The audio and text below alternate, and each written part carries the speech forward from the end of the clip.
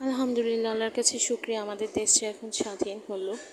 আমরা এখন বাক স্বাধীনতা ফিরে পাইছি। এমন একটা সময় ছিল যেখানে পোস্ট করতেও কিছু পোস্ট করতেও ভয় লাগতো। এমন একটা সময় ছিল যেখানে লেখালেখি করতে ভয় লাগতো, কারণ প্রত্যেকটা ফেসবুক হাসিনা বানুর পোষা পুলিশদের আন্ডারে ছিল। আমি এখন পোষা পুলিশ এই কারণেই বলছি, তাদের কোনো বিবেকবোধ ছিল না, তাদের কোনো মনুষ্যত্ব বোধ ছিল না। কালকে একটা ভিডিওতে দেখলাম এমনভাবে ছেলেগুলোকে কিভাবে যে গুলি করতেছিল, মানে জাস্ট 14 সেকেন্ডে একটা মানুষকে ধরছে, ঠাস ঠাস ঠাস করে গুলি করে দিছেন। তো এই কারণে আমি পোষা মাস্তান এগুলো রাখছে। এখন তোরা যতই লুকা, এখন তোরা যতই তোদের ইউনিফর্ম ছেড়ে তোরা চাকরি থেকে রিজাইন দেওয়ার চেষ্টা করিস না কেন, এটা তোদের অবশ্যই একদিন না একদিন ফেরত পাবে।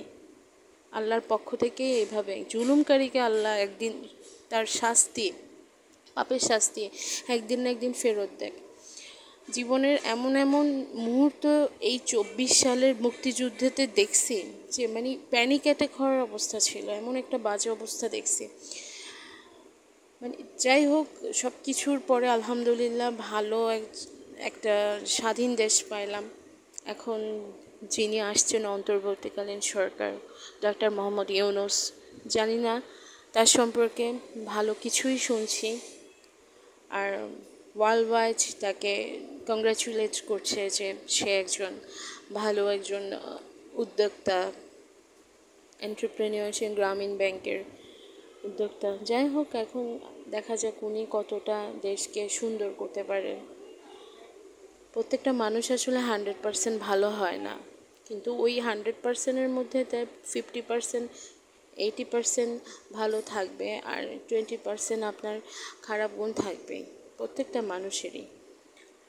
আর ওখান থেকে আপনাকে তার ভালো গুণগুলোকে বেছে নিয়ে তার সাথে থাকতে হবে, তার সাথে মিশতে হবে, তাকে সাপোর্ট করতে হবে। অ্যাটলিস্ট স্বৈরাচারী হাসিনার মতো না। হাসিনা যে স্বৈরাচারী করছে, যে গুম করছে, আয়নাঘরের এক একটা ভিডিও দেখলে গুজবাম্প উঠে যায়, এই একটা অবস্থা, এত বাজে অবস্থা, এত মানে আয়নাঘরের এক একটা সেল, টর্চার সেলগুলো দেখলে, 3 ফিট বাই 10 ফিট রুমগুলো দেখলে আমার নিজের গা কাঁপে যে একটা মানুষ ওখানে 8 থেকে 10 বছর, 10 থেকে 12 বছর কীভাবে স্টে করছে, কীভাবে বেঁচে ছিল। তো এই পাপের শাস্তি তো পাবেই। এখন আবার নতুন করে শুনতেছি হাওয়া ভবনের কথা।